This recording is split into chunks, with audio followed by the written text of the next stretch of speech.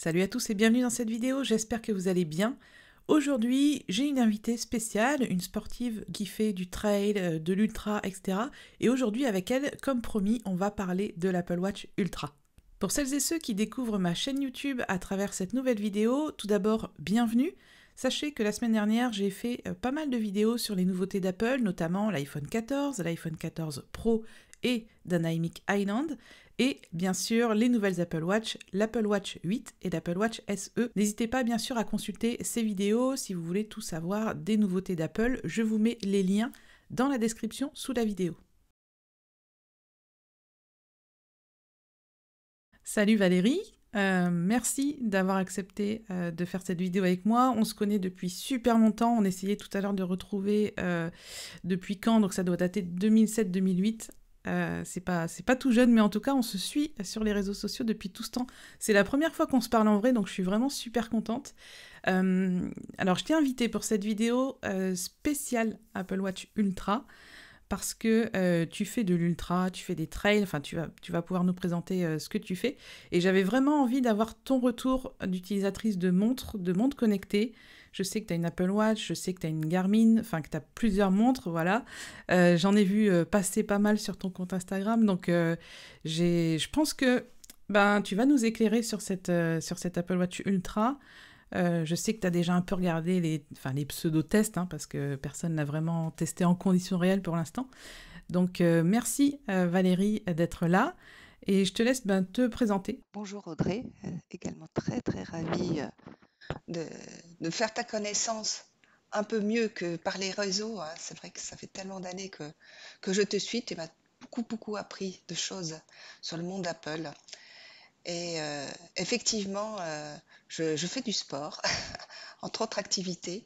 Je pratique la course à pied et également le vélo.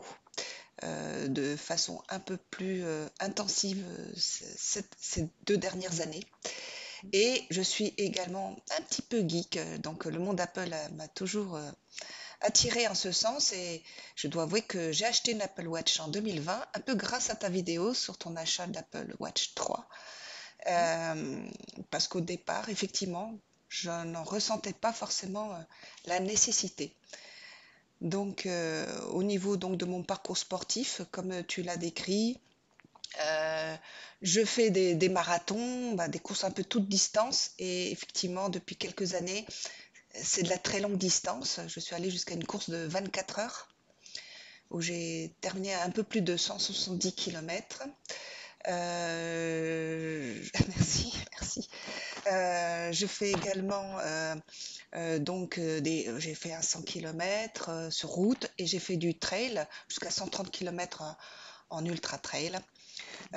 Et ensuite, pour le vélo, ben, cette année, j'ai fait ce qu'on appelle des brevets qui vont de 200 à 600 km. Au mois de juillet, j'ai complété un brevet, une distance de 1200 km sur un peu plus de 4 jours. Voilà. Donc, effectivement, sport d'endurance. Je ne cours pas vite, je ne pédale pas vite, mais longtemps.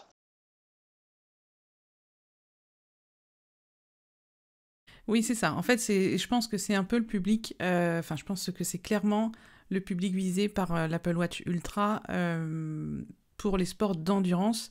On voit dans la vidéo de présentation, c'est des gens qui traversent des déserts, qui gravissent des montagnes. J'ai pas trop vu d'activité vélo, d'ailleurs, dans la vidéo, il me semble pas. Mais en tout cas, c'est vraiment pour les sportifs d'endurance, voire aussi des conditions extrêmes. Parce que toi, quand je te suis sur Instagram, enfin moi je suis complètement épatée par ce que tu fais, parce que je fais, enfin on peut même pas dire que c'est du sport, un peu de natation, je marche, je cours un petit peu, mais bon, C'est ça l'activité reste, physique, c'est très important. voilà, c'est de l'activité physique, mais quand je vois ce que tu fais, je suis vraiment épatée, hein, clairement, je vois que tu cours de jour et nuit, quand tu fais, comme tu disais, des courses 24 heures, enfin, c'est hyper impressionnant, ça montre surtout à quel point, en fait, il y a de l'entraînement derrière, il y a de la volonté, il y a une force mentale aussi, parce que je pense qu'à un moment, tu avances au mental et ton corps avance parce que ta tête veut avancer. Donc voilà, je suis... Quand j'ai vu la présentation d'Apple sur cette Apple Watch Ultra, bah, j'ai pensé à toi tout de suite. J'ai l'impression de te voir là. Et du coup, voilà, on va parler donc de cette Apple Watch.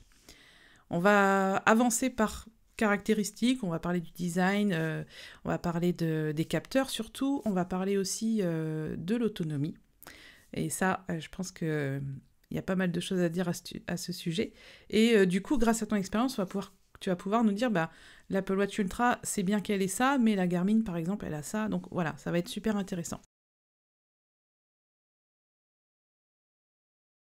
Alors, si tu veux bien, on va tout de suite commencer par le design de l'Apple Watch, qui est un design complètement différent des Apple Watch précédentes, avec alors déjà un écran un boîtier en titane de 49 mm, donc je pense elle est vraiment grande.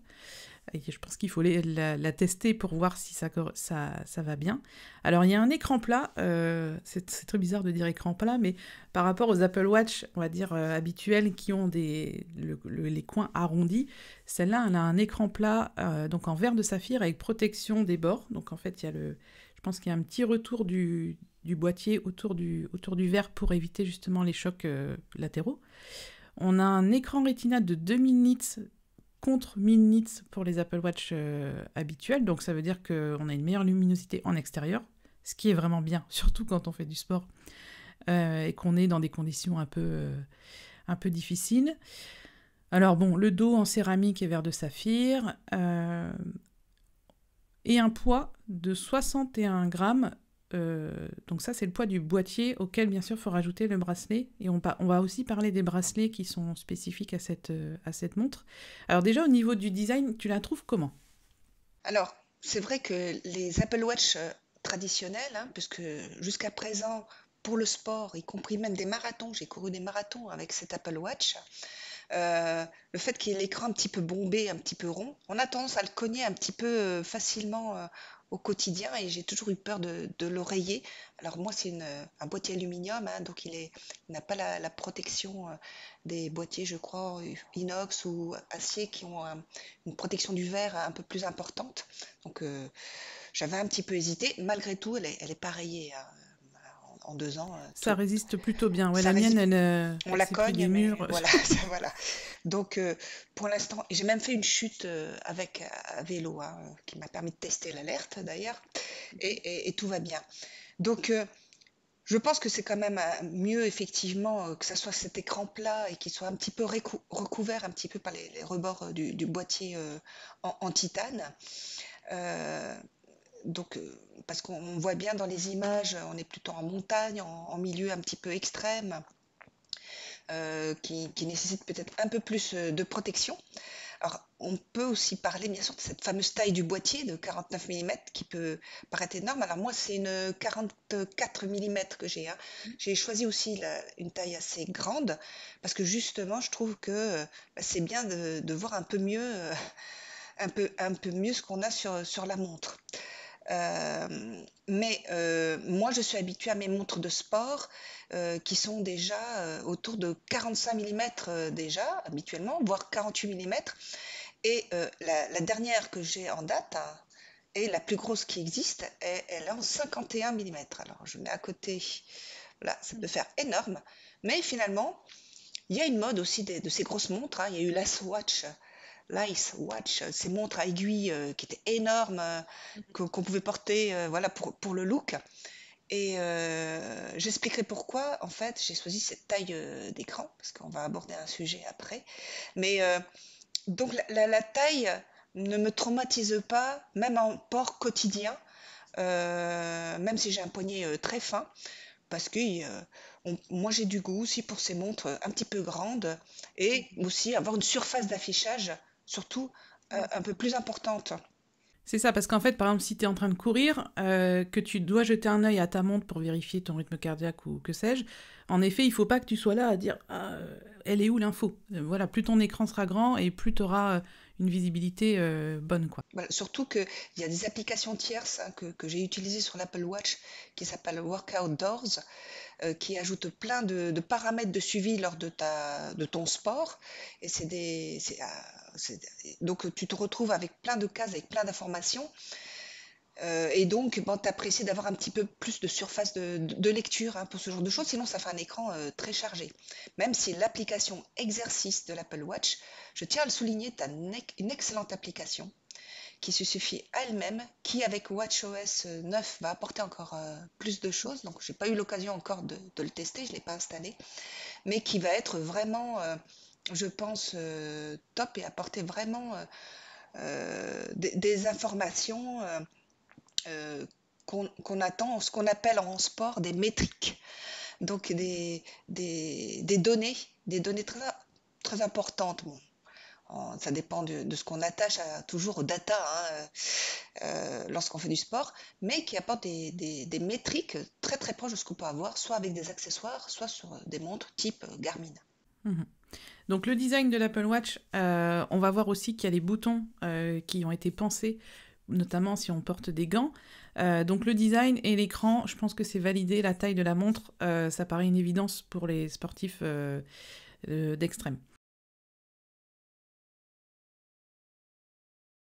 Alors justement, les boutons, on a une couronne digitale, donc c'est la couronne qu'il y a sur le côté de la montre, qui a des gros crans. Alors ils expliquent justement que quand on fait du sport l'hiver par exemple ou en montagne et qu'on porte des gants, c'est beaucoup plus simple de tourner la couronne avec des gros crans. Donc ça, je pense que c'est bien vu de la part d'Apple. On a le bouton latéral qui est aussi un peu plus épais, un peu plus gros, pour toujours dans la même idée pouvoir l'utiliser de manière plus simple. Et on a un nouveau bouton du côté gauche de l'Apple Watch Ultra qui s'appelle le bouton Action et qui va permettre en fait de contrôler un exercice, placer un repère lorsqu'on court, démarrer une plongée. Enfin, en gros, c'est l'utilisateur qui va définir l'utilisation de ce bouton Action. Donc, moi, j'ai hâte de voir comment ça se paramètre dans les tests qu'on va voir. Bon, vous l'aurez compris, personnellement, je ne suis pas cliente pour cette montre. Et en plus, je viens d'acheter une série 8, donc je vais pas exploser tous les budgets non plus, mais je n'aurai pas l'utilité clairement en ne faisant pas de sport de ce niveau-là. Alors, au niveau des équipements audio de l'Apple Watch Ultra, alors c'est assez classique, sauf une nouveauté. On a 2 haut-parleurs, on a 3 micros et on a ce qu'ils appellent une sirène qui va émettre un signal sonore de 86 décibels pour attirer l'attention dans un rayon de 180 mètres.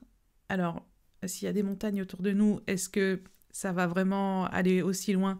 Enfin, 180 mètres, c'est pas hyper loin non plus. Donc, je pense que c'est vraiment pour prévenir le collègue qui est derrière. Enfin, 180 mètres, c'est pas énorme. Est-ce que toi, dans tes courses, tu as un jour eu besoin d'émettre un signal d'alerte en fait avec une espèce de sirène, et est-ce que ta Garmin a cette fonctionnalité? Alors, la Garmin n'a pas cette fonctionnalité. À ma connaissance, je ne pense pas qu'il y ait d'autres montres qui aient ce genre de fonctionnalité. Donc, bon point pour l'Apple Watch Ultra.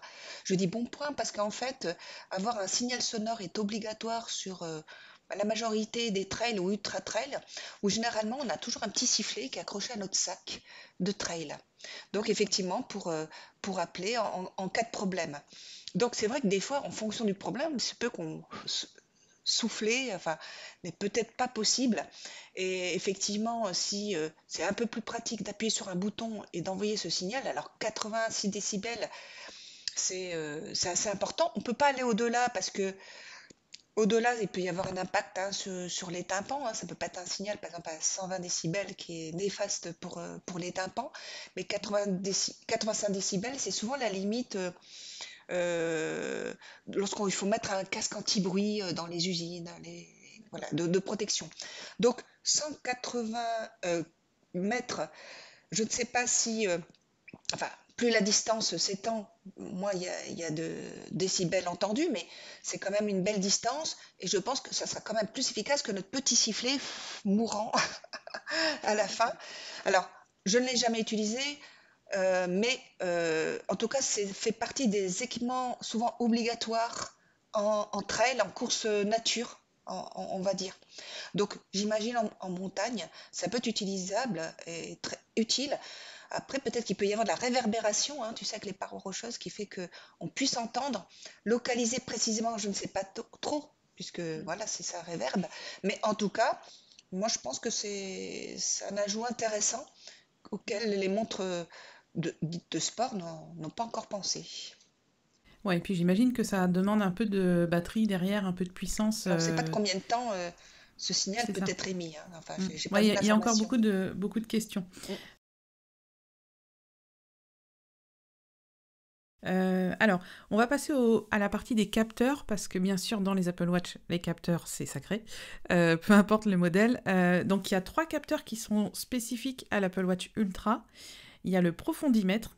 C'est un mot qui me fait rire, mais c'est complètement idiot. J'ai 5 ans dans ma tête, mais donc il y a un profondimètre qui va afficher la profondeur sous-marine en temps réel jusqu'à 40 mètres. Donc vous allez descendre, descendre, descendre, et vous aurez la profondeur à laquelle vous êtes. Il y a un capteur de température de l'eau, donc toujours pour la plongée. Et non, il n'y avait que 2 capteurs spécifiques à l'Apple Watch Ultra. Le troisième élément que j'avais noté, c'était une résistance à l'eau jusqu'à 100 mètres de profondeur, contrairement aux Apple Watch classiques qui ont 50 mètres, ce qui est déjà pas mal. Donc voilà, des capteurs spécifiques pour la plongée, en fait. Et sinon, après, on a tous les capteurs communs avec l'Apple Watch série 8. On a le nouvel accéléromètre, le nouveau gyroscope. Donc les 2 couplets permettent la détection des chocs. Et peut-être que ça améliore aussi la détection des chutes, je sais pas, on verra. On a l'altimètre toujours activé, on a le capteur de température. Donc ça, il y a encore beaucoup de questions autour de ça. Est-ce que ça va être réservé au cycle féminin ou pas? Pour l'instant, c'est ce qu'Apple annonce, mais je pense que, comme je l'ai dit dans la vidéo sur l'Apple Watch 8, je pense que ça va se développer et s'ouvrir un peu à autre chose. On a bien sûr le capteur de taux d'oxygène dans le sang, le capteur électrique de fréquence cardiaque et le capteur optique de fréquence cardiaque. Et bien sûr, ça depuis toujours, le capteur de luminosité. Donc tous ces capteurs-là, quand même la montre, enfin elle fait 86 grammes, ça me paraît... ou non, pas 86 grammes, elle fait combien? 61 grammes. Quand je vois tout ce qu'il y a dans les montres, ça me paraît fou, et notamment le profondimètre, le capteur de température de l'eau. Qu'est-ce que tu penses de tous ces capteurs, et est-ce qu'il en manque un, tu crois? Alors, merci. Il faut que je réfléchisse maintenant. Non, en fait, bon, je pense effectivement, enfin, moi je pratique pas la plongée, mais il me semble que déjà ce sont des paramètres qui sont très intéressants pour la plongée. 40 mètres de profondeur, c'est pas rien, hein, en termes de plongée sous-marine. La résistance dans l'eau jusqu'à 100 mètres de profondeur. Enfin, déjà, l'actuel Apple Watch permettait de nager en piscine, nager en mer, Jusqu'à etc. Donc, 50 mètres. Mm. voilà.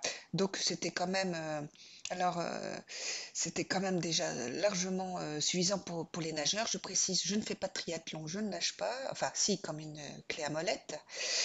Euh, oui, Mais non, je il y suis a- sûre que c'est pas vrai. il y a cette catégorie-là. Si, si, je t'assure. Tu nages mieux que moi. Ensuite, les autres capteurs, finalement, ils sont communs avec l'Apple Watch S8, avec la nouveauté, là, notamment du capteur de température, et je suis d'accord avec ton analyse d'ailleurs dessus. Donc là, c'est un peu comme d'habitude, que va faire le sportif en fonction de son activité. C'est toujours bien de rajouter effectivement une spécificité pour l'Apple Watch Ultra, sachant que, je précise, toujours sur l'Apple Watch même traditionnel, on a quelque chose que certaines montres de sport n'ont pas. Elle a un altimètre barométrique.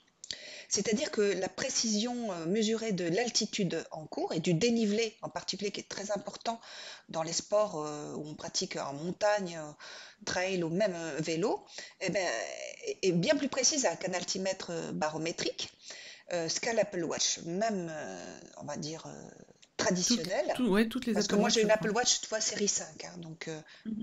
toutes les Apple Watch l'ont. Alors qu'il y a pas mal de montres où c'est un altimètre basé sur le GPS qui est beaucoup moins précis. Et donc si on veut faire de l'activité sportive là où il y a du dénivelé, où ça nous intéresse de connaître le dénivelé négatif et positif qu'on a eu pendant notre séance, oui, il faut un altimètre barométrique. Donc, Donc globalement, l'Apple Watch, déjà rien qu'avec ça, et tout modèle confondu, oui, elle a un point positif et important voilà. par rapport aux autres montres, Voilà, enfin aux souvent autres des montres montres de sport. début de gamme, tu vois, qui n'ont pas forcément cet altimètre barométrique.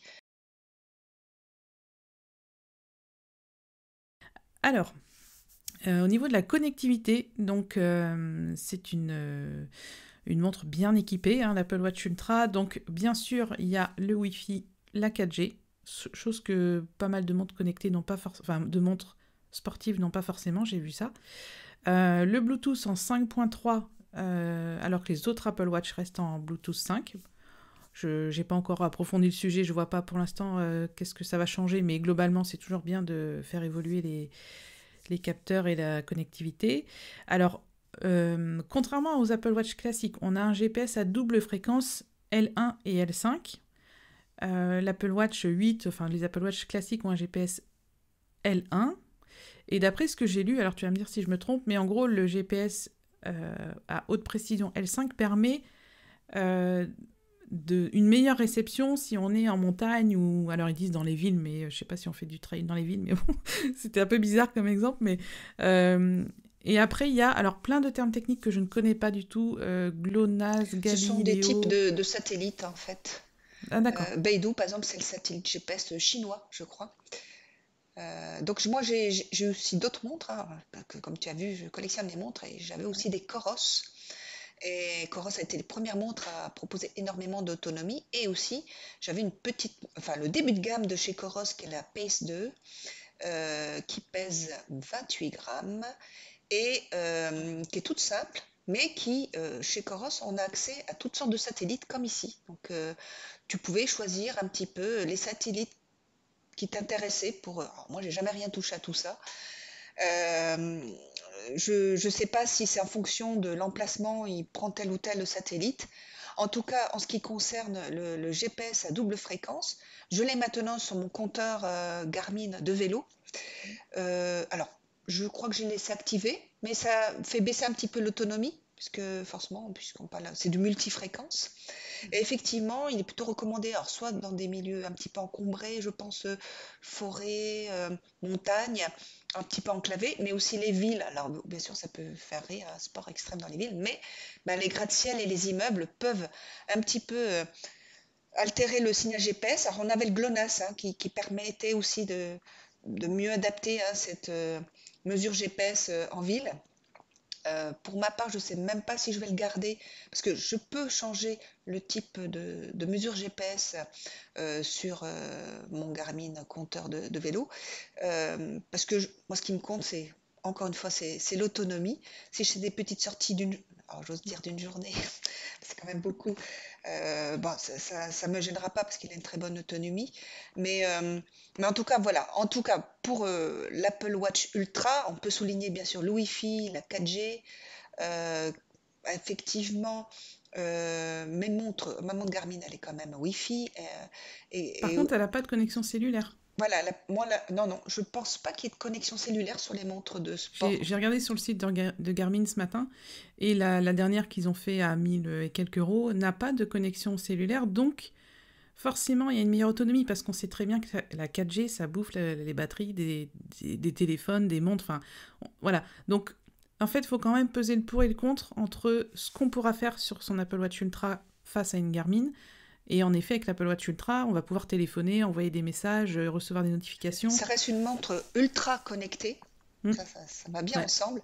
Je ne Mhm. connais pas de montre de sport ultra connectée à ce jour. Ouais. Euh, Même si Garmin avait sorti la Venue, enfin je sais pas comment on la prononce, qui était une montre, alors écran OLED, voire même elle avait un format carré, c'est bizarre. Mais enfin donc ronde avec un écran OLED très proche de l'écran type Apple Watch.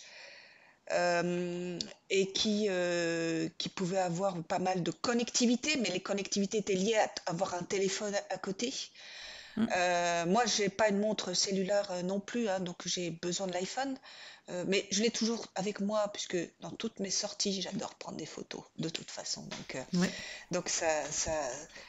Mais là, du coup, l'Apple Watch Ultra, elle n'existe que en version Wi-Fi plus cellulaire. Donc, contrairement aux autres Apple Watch où on a le choix entre les deux. Donc, mais ça paraît logique. Voilà. Pareil, on n'a pas le choix du type de boîtier, c'est titane. Mm. Je crois qu'il n'y a pas de choix de couleur. Non. Voilà. Donc, de toute façon, oui, comme il y a des moyens d'appeler à l'aide, d'avoir de la connectivité, bah, c'est toujours, moi je pense, utile d'avoir effectivement la 4G.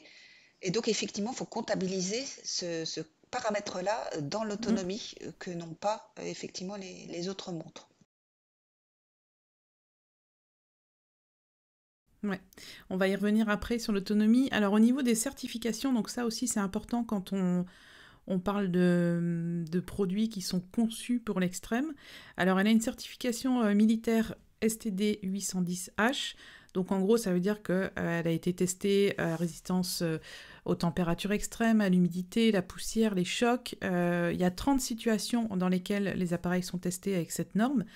Et donc, les appareils qui arrivent à avoir cette norme sont vérifiés pour fonctionner dans des conditions donc, extrêmes, résistants aussi à la chaleur, à l'eau et bien sûr au choc. Donc ça, c'est une certification qui est assez pas mal, je trouve, pour un produit Apple. C'est la seule montre qui a cette certification-là chez Apple. On a bien sûr l'indice IP6X, donc ça c'est la résistance à la poussière, la protection contre la poussière. Ça aussi les autres montres, les autres Apple Watch ont celle-là. Donc là c'est assez commun. Au niveau de l'utilisation, donc Apple indique une utilisation de moins 20 degrés jusqu'à 55 degrés.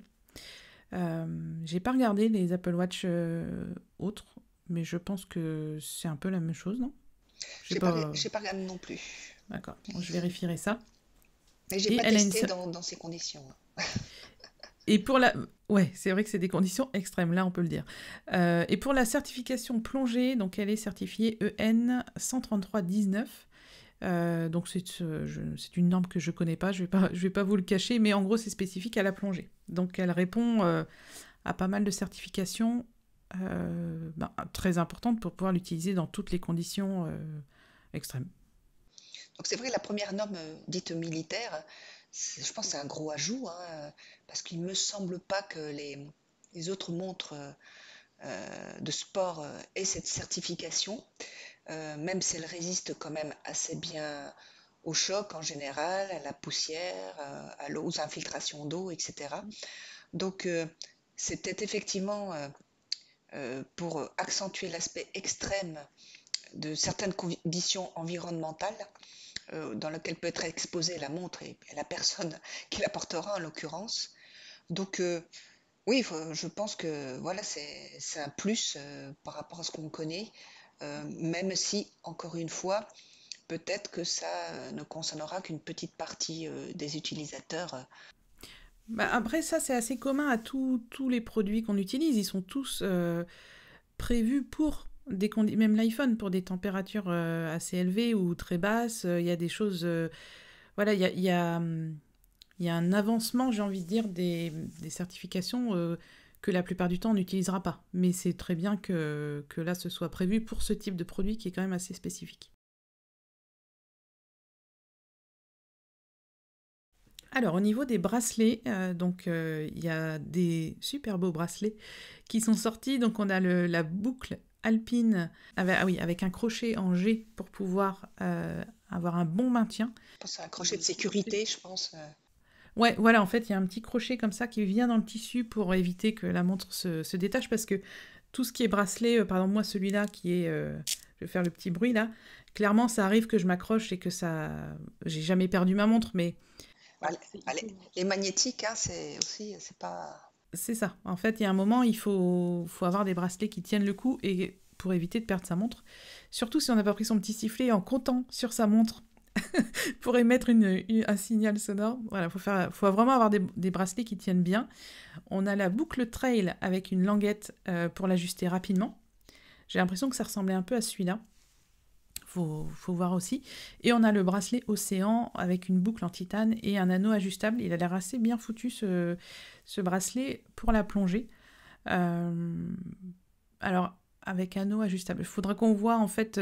Faudra vraiment que les gens qui fassent de la plongée ils testent cet Apple Watch sous l'eau pour nous montrer.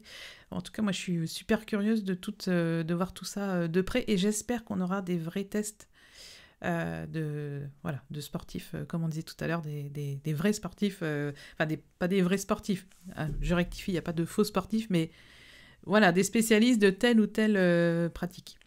Alors, au niveau, est-ce que tu as quelque chose à dire sur les bracelets ou est-ce qu'on peut passer à la suite? Non, c'est simplement qu'effectivement, quand on fait du sport, je trouve que la boucle sport avec le scratch, elle est très très bien parce que celle qui est en silicone, bah, on a tendance un petit peu à transpirer. Mm. Des fois, elle se glisse un petit peu moins bien. Et je trouve que elle permet surtout de bien plaquer. Alors, j'ai installé également sur la Phoenix le même type de bracelet à scratch. Pourquoi? Parce que ça plaque bien le capteur optique Mhm. du cardio sur ta peau. Parce que parfois, si tu utilises un bracelet traditionnel, eh bien, des fois, tu n'as pas ta mesure, tu perds ta mesure Oui. de ta Mm. fréquence cardiaque. C'est dommage. Bah oui, c'est dommage, ouais. Ok. Alors, justement, au niveau des applications, donc sur l'Apple Watch Ultra, on a l'application Boussole, la nouvelle application Boussole. Donc ça, je pense que c'est un point qui va vraiment t'intéresser. Toi, je pense que tu vas étudier ça de près. On a aussi une nouvelle application Océanique Plus. Donc là, ils ont travaillé avec des gens qui faisaient spécifiquement des applications de plongée. Et clairement, bah, ils disent que c'est un ordinateur de plongée. Parce que les plongeurs avaient des montres aussi spécifiques, un peu moches, hein, on peut le dire. Ah, mais J'ai vu des... c'était vraiment des fois presque des mini. C'était rectangulaire. Oui, c'est ça, mini ordinateur, quoi. Voilà, tout à fait. C'est ça. Donc là, en fait, il va y avoir un programmateur de plongée. Il va avoir bien sûr le calcul de la profondeur et de la durée d'une sortie plongée. Ça va intégrer aussi les marées, la température de l'eau, la visibilité et les courants marins. Elle intègre aussi les paliers de sécurité. Donc ça va être enfin, c'est vraiment hyper important quand on fait de la plongée. Est-ce que tu as pu fouiller un peu et voir pour l'app Boussole? Est-ce que tu as des... J'avais vu qu'il y avait la possibilité d'indiquer un point de retour ou un point directionnel et d'être guidé jusqu'à ce point. Mais j'ai vu juste des petites captures d'écran. Enfin, voilà, on n'a pas vu encore en fonctionnement qu'est-ce que ça veut dire. J'ai l'impression que peut-être il y aurait la possibilité, lorsqu'on fait un trajet, d'avoir la possibilité de revenir en arrière en suivant soit un cap, soit ce tracé qui... Parce que j'ai l'impression qu'on voit une sorte de tracé qui se dessine sur l'écran au sein de la boussole. C'est Oui, et d'ailleurs avec le bouton action, on peut marquer un point de repère.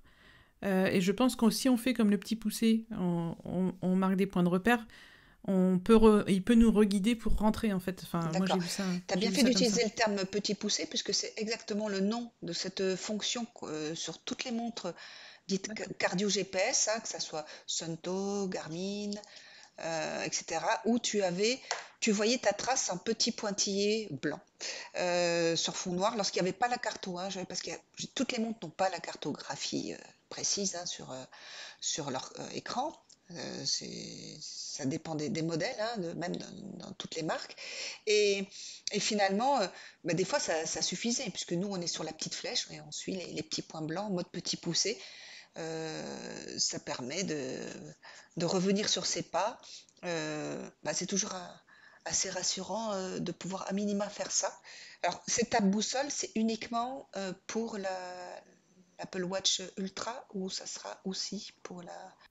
D'après ce que j'ai vu, c'est aussi dispo sur les nouvelles Apple Watch. Donc, ouais, franchement, je vais pas avancer de choses que j'ai pas vérifiées, mais il me semble que cette app boussole de nouvelle génération, elle est disponible sur toutes les Apple Watch. Donc ça serait très bien quand même, quoi, parce que je Mm. te dis, à minima, c'est quand même assez pratique. L'écran, je pense, sera assez grand quand même sur une Apple Watch 45 mm ou un peu moins, quoi. Mais après, si tu t'imagines en train de courir ou d'avancer et que tu veux marquer un point, le fait d'avoir le bouton action, ça va être quand même hyper pratique que devoir chercher le bouton plus pour ajouter un repère ou... Mais de toute façon, je pense que ça s'appelle POI, Point of Interest. Donc sur les montres, effectivement, tu peux marquer des points. Mais si tu as quand même ta trace qui s'est faite de par ta progression, c'est-à-dire qu'il n'y a pas besoin de marquer, toi, ces Ah points-là oui, pour que ça d'accord. se relie. Enfin, normalement, c'est comme ça que ça fonctionne. Bah, si tu demandes la boussole et tu veux revenir en arrière, ça devrait normalement te tracer quand même. Les points, pour marquer un point, ça va être un point particulier. Euh, si tu veux faire vraiment un retour où là il y avait un croisement un peu spécifique. Bon, je n'utilise pas tant que ça, j'utilise uniquement quand je pars de chez moi, je le mets comme point d'intérêt. Comme ça, si je fais retour chez moi, c'est vraiment précisément jusqu'à chez moi. Ou tu es à l'hôtel dans une ville que tu connais pas, eh ben, tu le marques comme point POI. Oui, c'est un peu le principe aussi de l'application Plan sur l'iPhone qui sait où tu as garé ta voiture. Et ça, c'est super pratique pour retourner à ta voiture si tu es dans un nouvel endroit. Ok, donc les apps, il faudra vraiment qu'on voit ça en détail avec les infos qu'Apple nous a données, parce que c'est vrai que pour l'instant, on est un peu limité en termes d'infos. Alors, on va passer au sujet qui fâche un peu et qui met des doutes, c'est l'autonomie. Alors, j'ai fouillé les spécifications techniques de l'Apple Watch Ultra.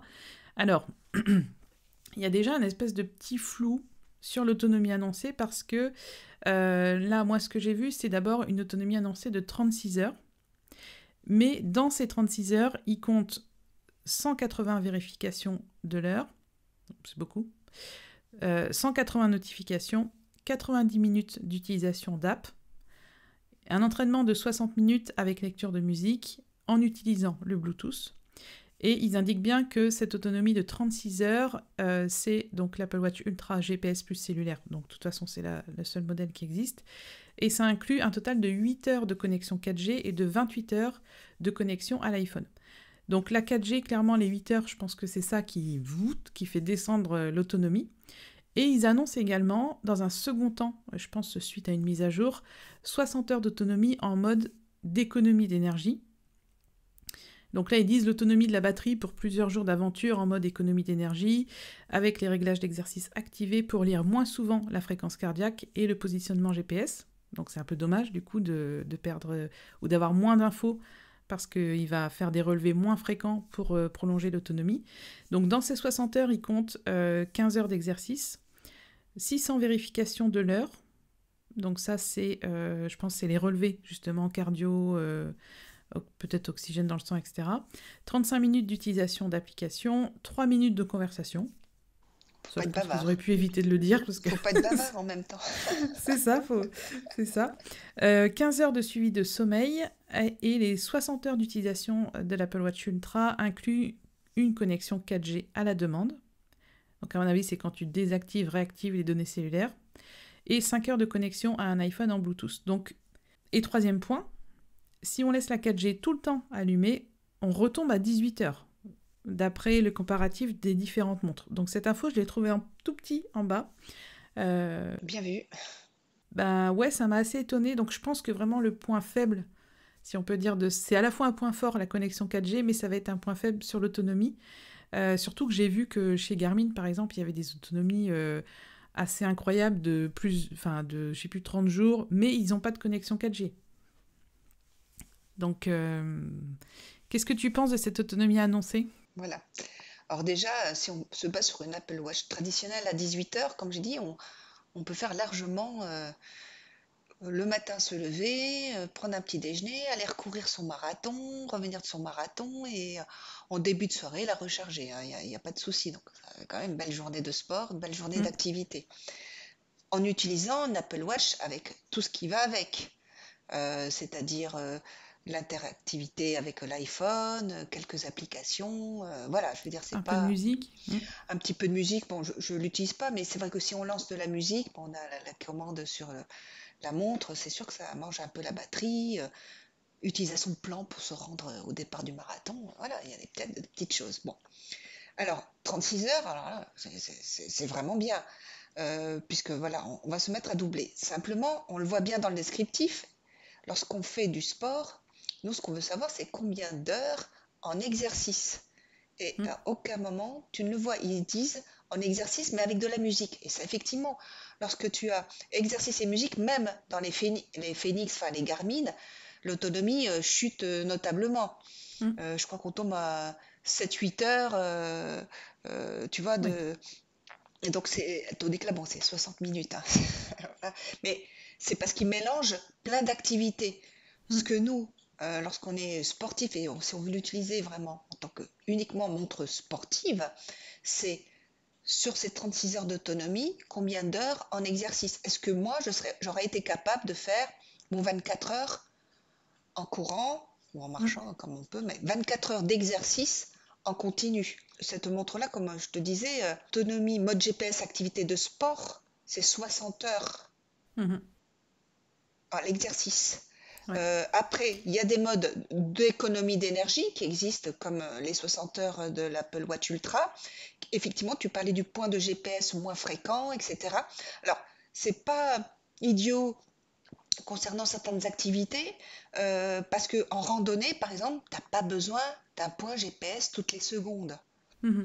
Euh, donc de tout temps, que ce soit les marques comme Sunto, on utilisait plutôt un mode GPS toutes les 5 secondes ou voire toutes les minutes pour garder sa montre sur les plusieurs jours de randonnée, par exemple. Mhm.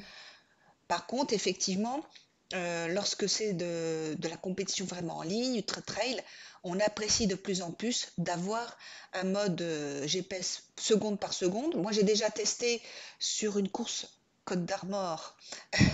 À l'époque, ça s'appelait l'Ultra des Côtes d'Armor. C'était à 80 km à pied. Et j'ai voulu économiser ma montre Santo. J'ai mis le mode GPS, je ne sais plus, parce que j'étais pas sûre. J'avais un doute de le finir en moins de 12 heures. Enfin bon. Et j'ai mis un mode peut-être toutes les minutes. Ah ben, alors, non seulement c'est sûr que ça m'a économisé de la montre, mais au total, ça m'a affiché que 63 km au lieu des 80 km au total. Mhm. Petite déception sur ton Bah oui. Strava lorsque tu vois que tu n'as que 63 km. Enfin, tout a été faux. Parce que pour une course précise, ça ne convient pas. Pour de la rando, c'était pas gênant. Donc effectivement, euh, c'est une grosse avancée. Mais encore une fois, ce qui manque, c'est la vraie donnée en exercice parce que une Apple Watch, on voit bien que c'est pas 18 heures d'exercice. Moi, je l'estime à, allez, on est plus proche des 8 heures en Mhm. exercice, C'est déjà pas mal. ce qui est déjà pas mal, hein. Mhm. Les 8 heures, on va dire, ça va concerner une bonne journée à vélo. Euh, Mhm. et, euh, et 8 heures, je vide pas la batterie, hein. J'ai le temps d'arriver chez moi, il doit me rester 20% de Mhm. batterie. Donc, bon, je trouve que c'est déjà pas mal.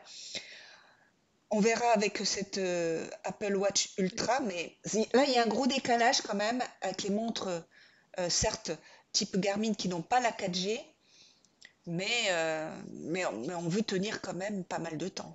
C'est ça. Moi, je me demande pourquoi ils n'ont pas écrit une autonomie sans 4G, en fait. Pourquoi ils ont pas fait, ils nous donnent pas l'info sur un sportif ultra qui va faire, comme toi, par exemple, tu disais, des courses de 24 heures. Pourquoi on n'a pas cette info-là sans 4G? Parce qu'en fait, est-ce que quand tu fais une course comme ça de 24 heures, t'as ton iPhone avec toi ou Alors, pas? oui, je l'avais parce que c'était pour recevoir les petits messages des amis Pour qui t'encourager? m'encourageaient, voilà. Mais sinon, effectivement, globalement, moi j'ai quand même mon téléphone avec moi.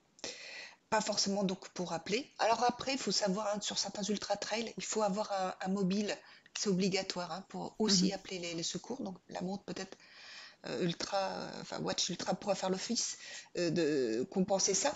Mais quand on est sur l'UTMB, que je n'ai jamais fait, hein, qui fait 170 km cette fois en montagne, c'est pas comme à tourner en rond comme j'ai fait. euh, ben, les gens mettent entre 35 et 45 heures. Euh, donc, Oui, parce je... que quand tu es en... Excuse-moi, je te coupe, mais quand Vas-y. tu es en course comme ça de longue durée, tu essayes d'être le plus léger possible, donc tu prépares ton petit... Enfin, même pas ton petit sac, mais en gros, tout est pesé, tout est calculé pour avoir le minimum de poids à porter. Donc j'imagine que si les gens pouvaient se séparer de leur iPhone, qui fait quand même un certain poids, ça serait un avantage. Ouais. À part que sur l'UTMB, et comme d'autres courses, le téléphone portable est obligatoire. Oui, sauf Voilà. dans ce cas-là, oui. Donc il y en a qui se commandent les tout petits téléphones à l'ancienne, peut-être à clapper, mini téléphone. Bon, Avec une bonne autonomie. voilà. Mais je pense qu'ils n'ont pas affiché la réalité de la durée en exercice parce que, au vu de ce que font les montres actuellement, alors c'est sûr, hein, en 2012-2015, afficher ne serait-ce que 18 heures en exercice, c'était un très bon score. Il n'y avait pas encore de montre qui dépassait les 20 heures. Mhm. Donc, je pense, moi, je les imagine, hein, plus autour de 18 heures. Enfin, j'essaie d'estimer un peu d'après ce qu'ils disent, hein. 18 heures, On peut faire un Ironman, c'est déjà pas mal. On peut faire une belle sortie, un bel ultra trail. Mais ça fausse par rapport aux 36 heures d'autonomie. Alors bien Mm. sûr, c'est une montre connectée, elle ne fait pas que ça. Donc c'est vrai que tu vas peut-être envoyer un SMS, répondre à des SMS, regarder la météo. Tu vois, tu as peut-être des choses que tu as tendance à faire avec une Apple Watch que tu fais pas du tout. Enfin, quoi que je regarde la météo avec celle-là, mais elle utilise Bah, forcément peut-être l'iPhone. que du coup, le bon compromis, ça serait d'emmener, comme tu disais, un téléphone à clapper, parce que c'est obligatoire pour appeler les secours, et de désactiver les données cellulaires sur l'Apple Watch Ultra pour espérer la garder le plus longtemps quand on fait des courses. Ah, je pense que de toute façon, enfin, je pense qu'il y a la possibilité, je pense, de désactiver les données, non, sur les données Je pense cellulaires. oui, Ouais. oui, je pense que c'est possible. Je pense qu'il y aura le centre de contrôle de la Voilà. même façon. Et... Donc oui, comme sur un iPhone, quoi. Mm, Donc, moi, je pense que là, ça changerait la donne. On aurait quelque chose qui serait, enfin, on enlèverait tout ce qui est notification, app. Alors, la musique, bon, on est extrême, on n'est pas extrême, on n'est pas là pour écouter de la musique, hein, non plus, mais ça peut remonter le moral, hein. J'écoute de temps en temps un peu de musique dans la ouais. nuit, voilà. Euh, Effectivement, je pense qu'on aurait un chiffre qui serait un peu plus convenable si on n'avait pas effectivement la 4G. Pareil, donc le mode réserve de 60 heures devient un peu plus intéressant.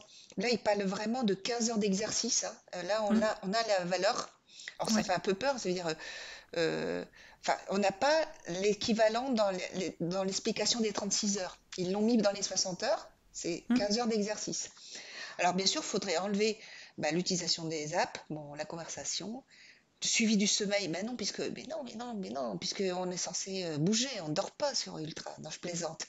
Et effectivement, la connectivité 4G. Alors, je pense qu'on ferait un peu plus de 15 heures. Mais c'est quand même pas énorme, énorme euh, dans ce qu'on entend ultra, surtout l'ultra trail. Euh, donc, moi, le mode réserve, pas réserve, le mode économie d'énergie où j'ai un point de GPS moins précis sur cette montre-là, il est de 120 heures, 5 jours. Mm. Euh, et en rando, comme je disais, on n'a pas vraiment de points. Bon, alors là, je peux partir 46 jours. Il faut simplement avoir beaucoup de jours de congé. Mais Mm. mais sinon, il y a une grosse avancée, mais je pense que les utilisateurs de Garmin, Sunto et de Coros, enfin autres montres, typées vraiment sport, et ben, ils vont descendre un peu en flèche sur cette partie-là, l'Apple Watch Ultra. Mm. Mais ceux qui ont une Apple Watch ou ceux qui veulent passer à une montre un peu plus endurante, une Apple Watch un peu plus endurante, ben, ils seront très contents quand même de Oui, cette c'est ça. évolution. C'est ce que je me disais. Par exemple, quelqu'un qui court tous les matins, 1 heure tous les matins, il sera content d'avoir une montre qui va lui durer toute la journée et jusqu'à minuit, jusqu'à ce qu'il aille se coucher. Enfin, voilà, moi, c'est Fini ça la aussi que je recharge vois. le soir, surtout qu'il y a la recharge rapide. Donc, moi, j'ai déjà amené hein, mon Apple Watch j'ai amené mon Apple Watch sur un 24 heures vélo. Et en fait, j'ai amené un petit chargeur, un petit peu powerbank nomade. Et au Mhm. moment de la pause déjeuner, du casse-croûte, des petites pauses hop, je rechargeais. Bah, elle a tenu 24 heures. Elle a tenu Oui, voilà, en 24 fait, heures. comme tu dis, grâce à la charge rapide, si tu fais des mini-pauses pour manger, par exemple, enfin, j'imagine qu'en 24 heures, tu t'arrêtes quand même un moment pour boire ou manger, tu peux recharger comme ça, même 10 minutes, un quart d'heure Ou même dans le avec... sac, hein, enfin, même les montres, on faisait ça avant sur les montres de sport. Quand elles tenaient pas très longtemps comme ça, on voulait garder la précision GPS, on l'enlevait. Alors certaines étaient assez confortables, on pouvait brancher directement le câble et le relier à la petite batterie nomade. Alors, à l'époque, il y avait même des Garmin qui ne le faisaient pas en fonctionnement, mais Sunto le faisait très très bien.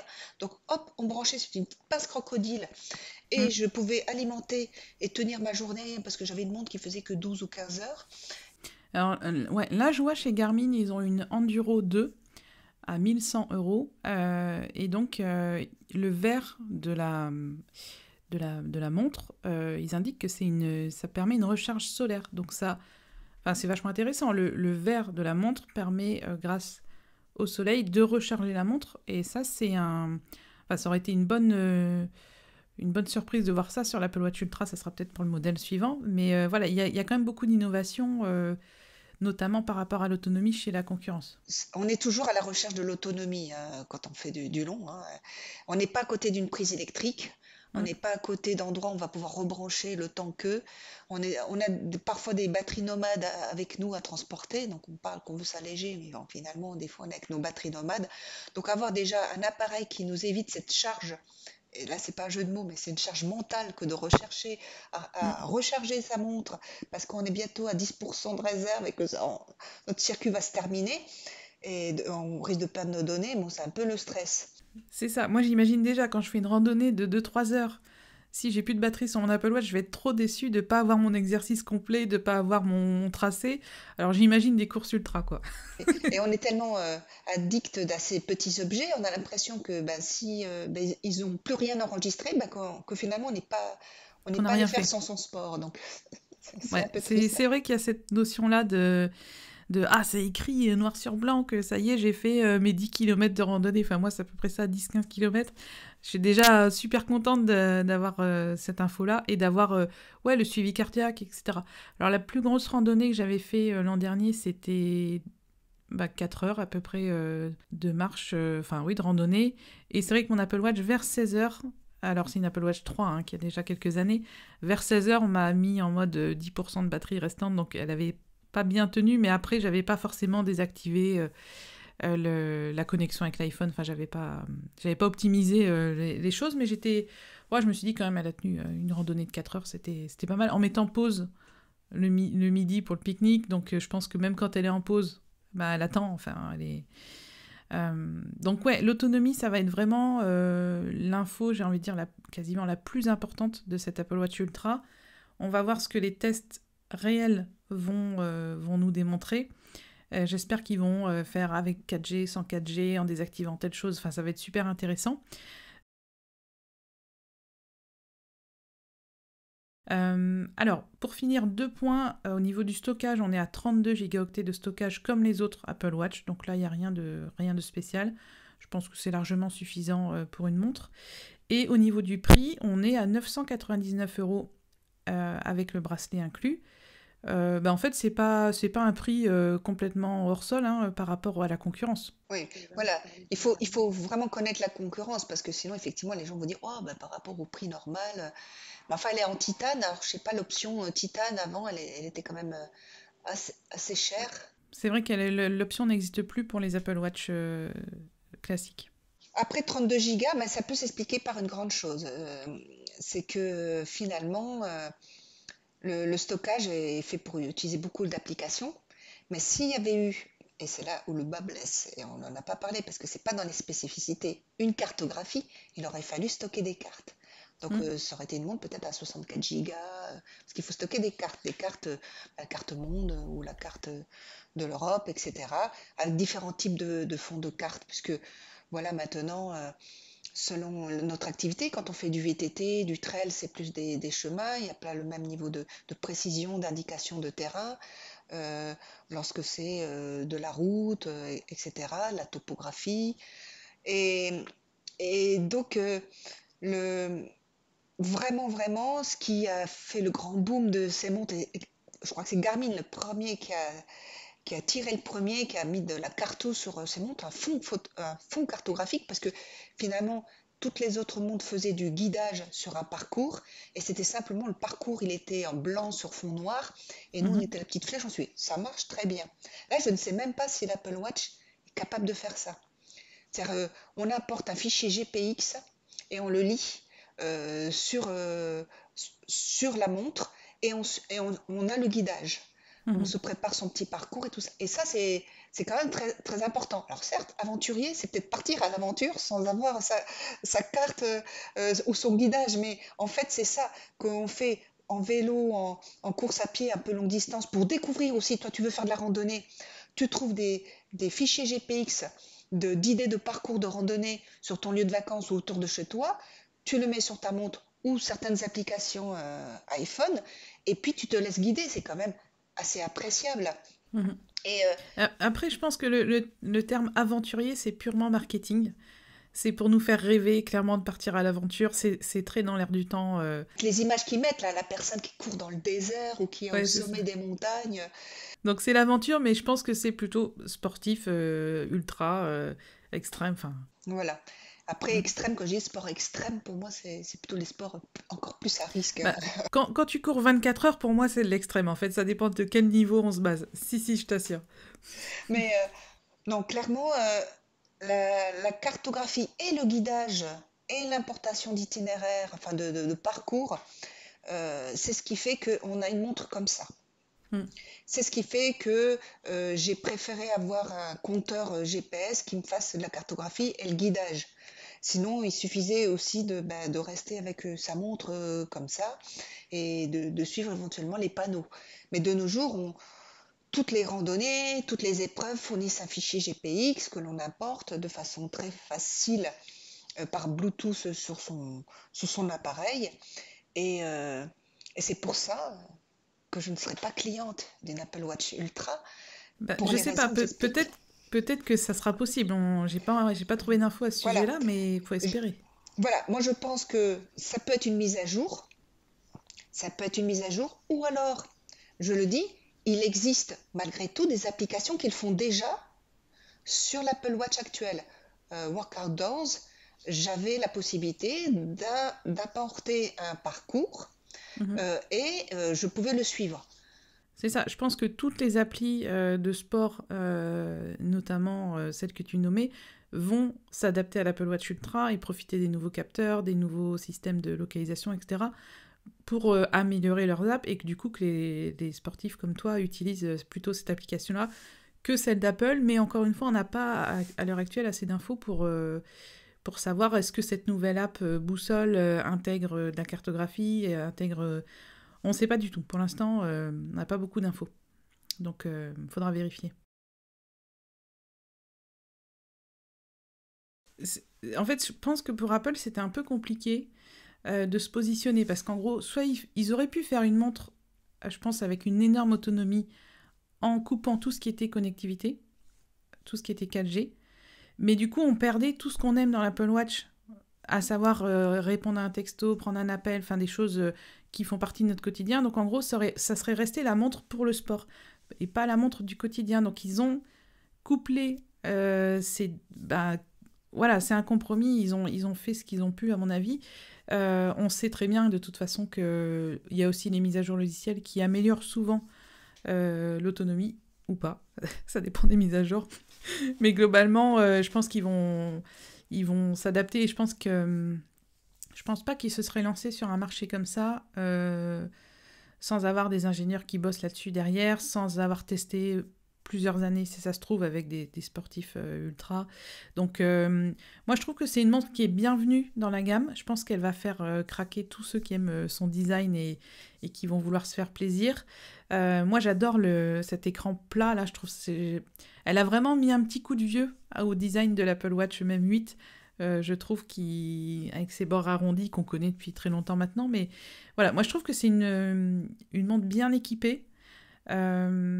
Qu'est-ce qu'on pourrait dire d'autre? Je pense qu'on a fait quand même pas mal le tour de tout ce que... Oui, je dirais aussi que elle est vraiment unique finalement dans son créneau, hein. C'est ça. Parce que des montres connectées, j'en ai pas eu hors Apple Watch. Et comme je disais, tu m'as fait acheter une Apple Watch. Et au départ, Je je me plaide disais, coupable. ouais, mais au départ, je me disais, bah, à quoi ça va servir? En fait, tant qu'on l'a pas, on sait pas. Et une fois qu'on l'a, on comprend pourquoi. Parce que je l'utilise vraiment plus que mon iPhone. Ça me permet de moi être addict et accroché à mon C'est ça. iPhone. Euh, L'iPhone sonne, je décroche depuis ma montre. Alors ça surprend toujours tout le monde. Même encore aujourd'hui. Ah oui, oui, mais bon, alors Apple Pay, j'en parle même pas avec la Ouais. montre, c'est quand même un vrai Ça fait plaisir. son petit effet encore, hein. La météo, vraiment, c'est quelque chose que je consulte, mon agenda. Enfin, vraiment, elle m'est devenue, enfin, vraiment indispensable. Voilà, on va le dire un peu comme ça. Mhm. Tout en me permettant, pendant presque 2 ans, de faire mon sport 90% du temps, sauf les épreuves très longues, Mhm. mais qui sont quand même pas mon quotidien, hein, je te rassure. Euh, C'est souvent quand donc, même. mais voilà, donc moi je milite un petit peu pour comment dire, réhabiliter un peu l'Apple Watch pour le sportif, même à 90% des sportifs. Mhm. Vous n'allez pas être déçus. Puis avec les nouvelles fonctionnalités qu'on va retrouver avec Watch Ouais, avec les phases, OS 9, voilà ouais. les différentes portions de endurance, enfin les types de zones d'effort, des métriques, je crois qu'elle mesure maintenant la puissance. Euh, donc non, non, je pense que déjà ça sera déjà très bien. Et après, effectivement, l'Apple Watch Ultra, c'est peut-être pour ceux qui ont pas forcément besoin de quelque chose d'aussi long, hein, parce que je te dis, on est une minorité en France euh, à courir aussi longtemps, par exemple, ou à faire du vélo aussi longtemps. Et il y aura de l'offre, mais chez les autres, moi après tout j'ai navigué avec les deux montres, ça me gêne pas trop, hein. Mm. Euh, bon, c'est vrai qu'elle est quand même jolie. Euh, Apple Watch, ouais, ouais, ouais. voilà, elle est quand même jolie. Le design a changé. Il rappelle un peu ce qu'on souhaitait comme nouveau design pour la 7, je crois. On nous parlait de bords un peu plus carrés, Mm. etc. Il sort un peu plus. Poursuivre, poursuivre le design des iPhone 12 qui ont complètement changé. Ouais. Voilà, Mhm. tout à fait. Moi, je pense que de toute façon, ça va être un coup de pied quand même. Ça va booster la concurrence malgré tout, je pense, qui est très en retard au niveau de la connectivité de leur montre sport, de toute Mm. façon. Mais c'était pas leur cœur de métier. Ouais. Et du design aussi, parce que les montres spécifiques sport, elles sont quand même un peu... Ouais, c'est ça, ça fait quand même... On est resté un peu années 80-90, quoi. On ne peut pas critiquer de façon très constructive, mais on a des espoirs, en deux mots, hein. On a des espoirs sur cette montre. Pour l'instant, je ne suis pas cliente pour l'instant parce que je fais peut-être des choses un peu trop nécessitant beaucoup d'autonomie, mais voilà, une première pierre a été posée, je pense, avec cette Watch Ultra. Et puis ça fera du bien, la concurrence, ça va booster un peu tout le monde. Et en effet, ils sont sur enfin, une montre qui existe un peu nulle part ailleurs entre la connectivité et le côté sport ultra. Donc on verra ce que ça donne. Bah écoute, je pense qu'on a fait le tour de toutes ces nouveautés, cette nouvelle montre. Ah oui, on est à plus d'une heure, donc on avait pas mal de choses à dire sur cette montre. Bah écoute, Valérie, on peut te retrouver sur Instagram. Avec plaisir. On peut te retrouver sur Instagram. Je vous mets le petit bandeau en bas pour aller la suivre. Vraiment, allez voir, elle fait des super photos.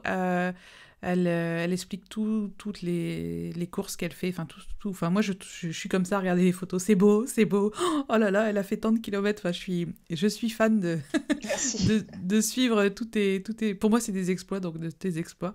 Et puis, merci pour pour ce rendez-vous, cet entretien. C'était vraiment chouette. Merci à toi. Je suis très flattée d'être interviewée et puis de faire partie un petit peu de tes vidéos, de tes podcasts.